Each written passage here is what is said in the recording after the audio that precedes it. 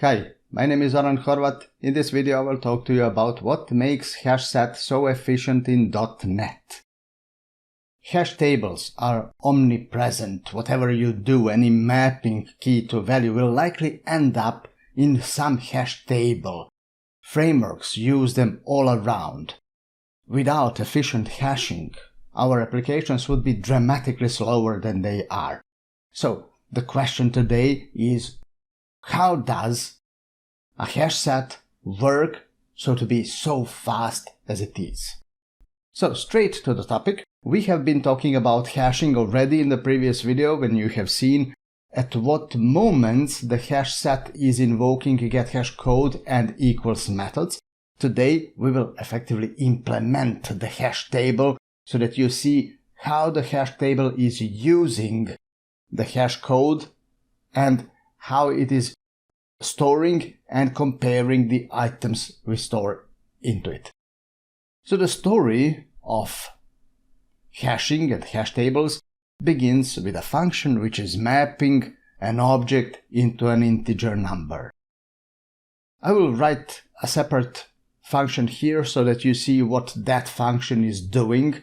You know that every object in .NET is inheriting a GetHashCode from the system.object, so this function will be in every object you write.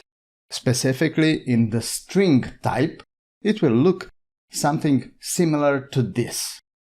The point of turning a string into an int is to combine characters. But how? The idea is that different strings map, if possible, to different ints. Of course, there's infinitely many strings that we can make, but only a limited number of ints, so some strings will inevitably collide, map to the same integer. You want similar strings to map to grossly dissimilar ints, so to spread all the strings onto the range of integers. There is a whole theory behind that. There are PhD theses dealing with string to int mappings. It's a huge field of research, and you don't have to deal with that field because string GetHashCode is already implementing the best practices that are the result of the research. I will here show you one possible method of turning a string into an int which has these qualities I have mentioned already. For example, this algorithm would look similar to turning a string into a number in some base, like base 31. Base 31 was used in practice because, for one thing, it is a prime number and it has a lot of qualities regarding that effect of dispersing strings into many dissimilar ints. And it has some other good qualities when it comes to actual strings. You can also read about why 31 was used in practice to turn strings into hash codes. This calculation will have to be unchecked because there would be overflows. The point is to walk through all the characters in the string and assign a weight to each character, which is 31, the base, to the power of that character's position. You can imagine a string being a kind of a number in a system with base 31. The formula is very similar. Every character will be multiplied by the power of 31 to the power of that character's position. That is very important because if you swap two adjacent characters, the powers by which they are multiplied are different. They differ by a factor of 31, and the resulting number will be way different if you just swap two adjacent characters. And that is the point of turning the string into an int. That is how simple hashing functions work on strings. Let me demonstrate this function. I will prepare a function that prints hash codes and then apply it to a couple of strings. Now look, there are small changes between strings here, 2 characters swapped, 1 character missing at the beginning, at the end, 1 character changed. Those kinds of small changes. But look, when I run the application, small changes in the string will produce large changes in the hash code. So this hash function, very simple hash function and very efficient by the way, is also a very good hash function in terms of what we expect from the hash, to spread strings over a uniform range of integers. Okay, how do we use this hashing function in a hash table?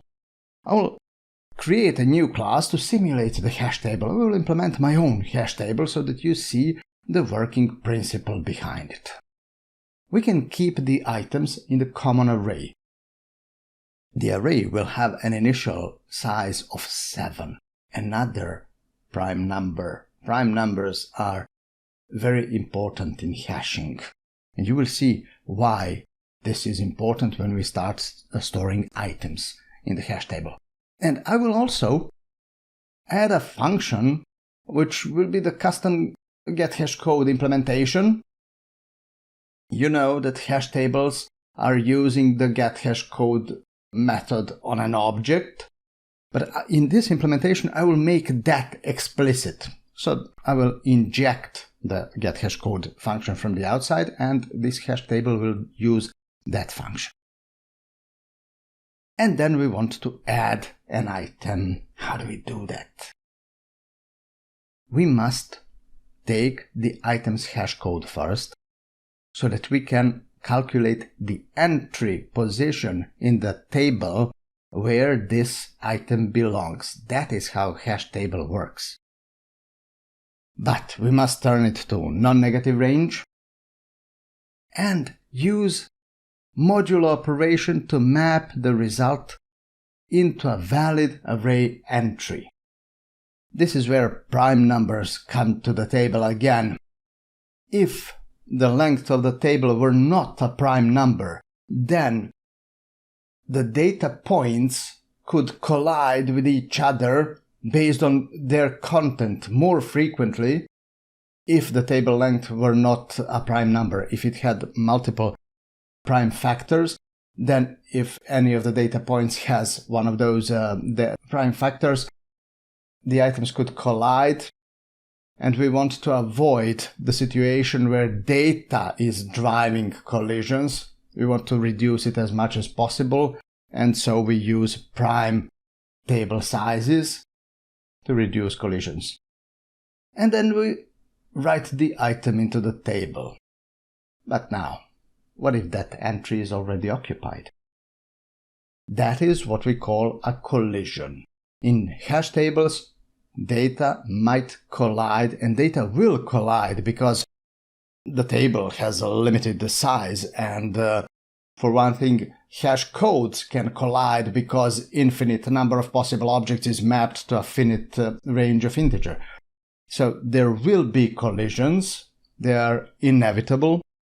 We must support adding multiple items that pertain to the same entry in the hash table. There are several designs to solve that problem. One of them is to actually store lists of items in every entry of the table, and so that colliding items are just enlisted there. Then we need to figure out the list in the entry. If it doesn't exist, we will create one. So this is the target list, which should contain the new item. But then a true collision might happen if exactly the same item is already present in that list. We should not add it again. You will know that the add method of the hash set is returning Boolean. It does so because it can test whether the target list contains the item and then return false to indicate that the new item was not added again because it is already present. Now you see when and how many times the hash table is invoking GetHashCode and equals methods. It will invoke GetHashCode once when you add an item to calculate the entry into which the item should be added, and then call equals as many times as there are items inside that entry in the hash table. That will be much lower than all the items in the hash table, because it will not compare the new item to any existing item in the table that has been stored in any other entry. So you can imagine a hash table with 1 million entries, most of them containing something. All those items will be ignored, and comparison will be made only on the items in one specific entry into which the new item should be inserted. Once we pass this guard, we just add the item to the list and return true to indicate that we did add the item. This is the add method. This is it. And here you can see what makes the hash table efficient. Very efficient use of resources when it comes to comparing items. Only one GetHashCode call to discover where to put an item, and only a small number of actual comparisons through the call to equals method to discover if there really is a collision or it is just an accident that multiple items must be inserted to the same table entry. And so there is the proof that when hashcode function satisfies certain conditions and the table has prime size, then there is the proof that complexity of adding and searching the table has complexity O of 1. Do you want to implement the contains method? Let me introduce a helper method which calculates the entry for a new item. And then contains is very simple. Just look into the list, ask the list whether it contains a duplicate, and if there were no list at all, then return false because there are no items in that entry anyway. This is the contains method. More, add range overload. You can add any function you like, any method you like to the hash table. But listen, I have ignored one problem here. I have already told you why the hash table is efficient, because it is only making a limited number of equals comparisons. But if you keep adding items to a hash table, we have a table of size 7 here. If you add 1 million elements into it, then those lists will be exceptionally long and we will effectively lose performance. We must not let that happen. If number of items in the table becomes very large compared to the size of the table, then we conclude that average length of those lists is prohibitively large, and we must do what is known as rehash, to resize the table and add all the items into it again. So, we will track the count and then introduce a private function to rehash, which will analyze how many items there are in the table, and if, for example, the count has reached 70% of the size of the table, then we do the rehashing, the resizing of the table and rehashing of all items in it. Please note that this doesn't mean that the table is 70% full. There is no such thing as making the hash table full when it enlists colliding items. Because due to those lists you can add infinitely many items to the hash table and it will not be full. The point is that the ratio between the count and the table length is telling us the average length of the list in table entries.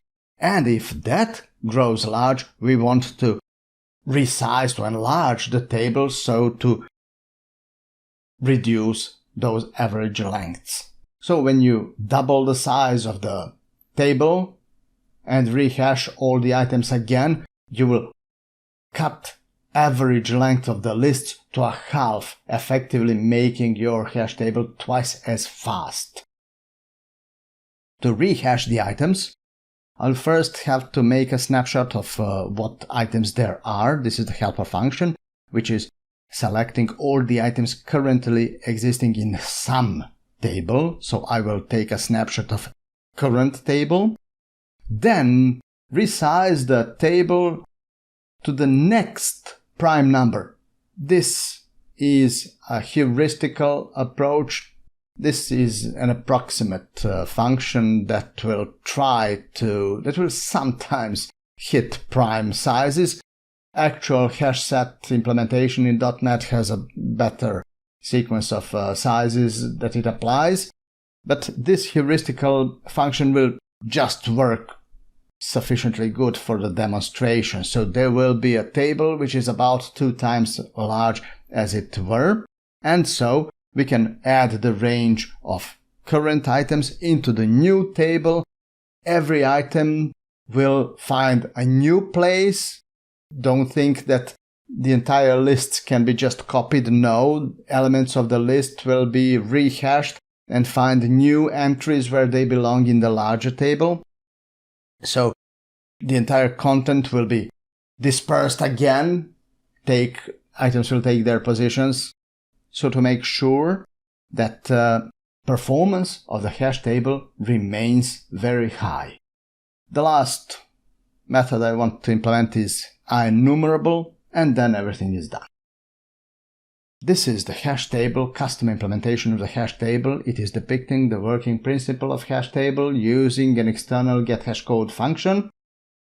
The primary difference between this implementation, a naive one, and that you will find in .NET is mostly in optimizations, not in the working principle. .NET implementation is extremely optimized and it is really, really fast. I cannot compare with what they did there.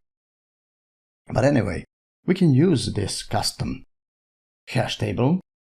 We can add a couple of strings into the hash table, and you will see that there are duplicates here. So let's see if the hash table will discover the duplicates and avoid adding them. I will print the entire content of the hash table out, run the application, and there you see it.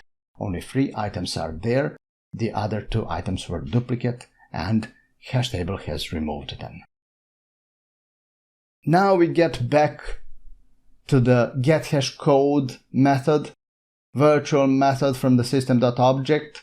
Every object in .NET has the GetHashCode, and if the object is immutable and represents a value object, then it should have the GetHashCode implemented, and the hash tables will use that function to calculate hash codes from objects. If I run the application again, the result will be the same. Even though different values of hash codes were used, the hash table was working correctly again. And if I turn this into using the HashSet, except that HashSet has no add range method, I will have to expand this into a for each loop.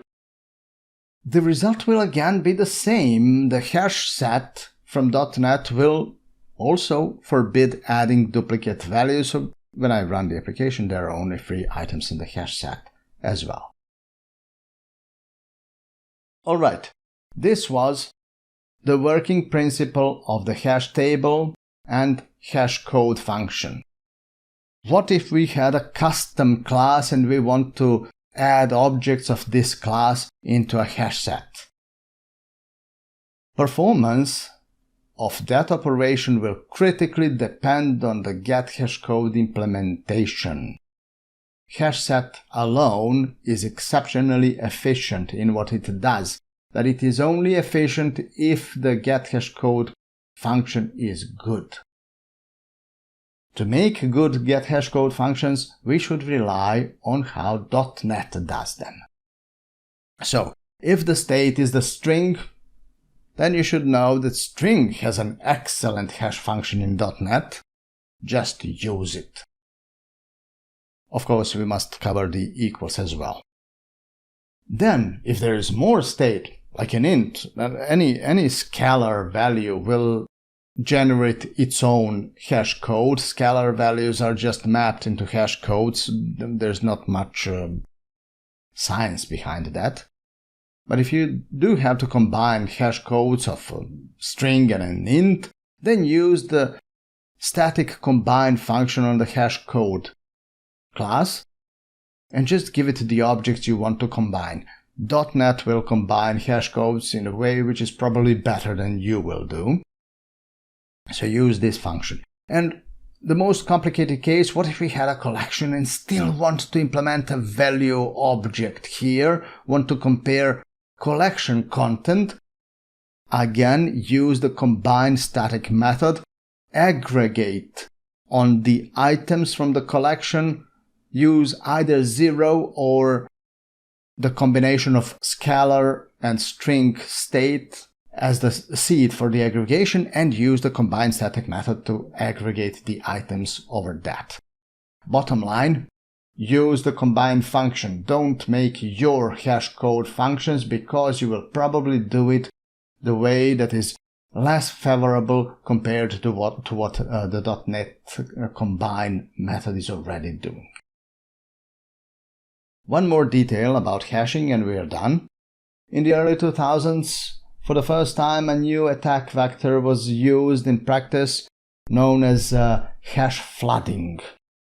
An attacker would design data in such a way that items that will be used as keys will produce the same hash values.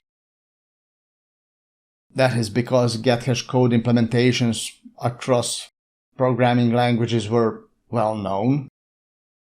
And so the attacker could post a large request over the web containing extremely large number of fields, form fields for example, knowing that the web server will attempt to map those variables into some map, some hash table eventually, knowing that the keys will collide and all of them get into the same hash table entry no matter how many times it was rehashed.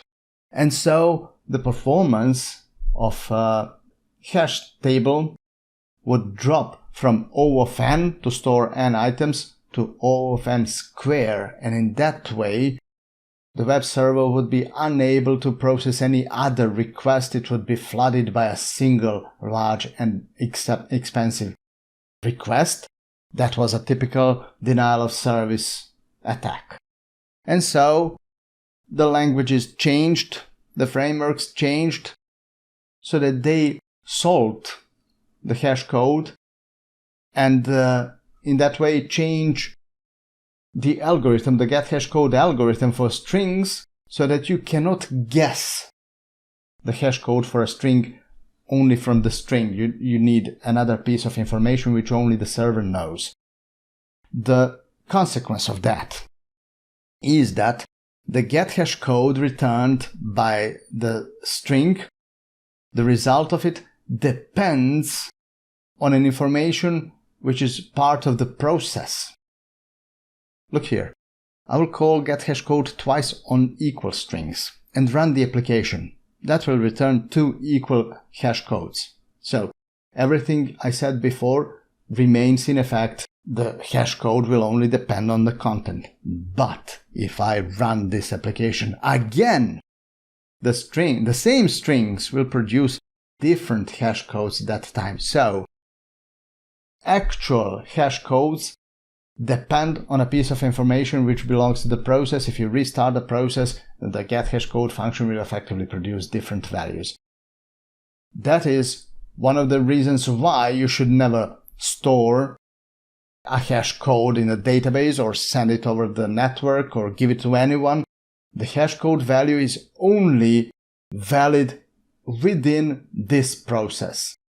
If you shared the hash code of an object with someone, restarted the process, got that hash code back, tried to find that object would again be there in the memory, but its hash code would be different this time, and so you would not be able to find it from the old hash code.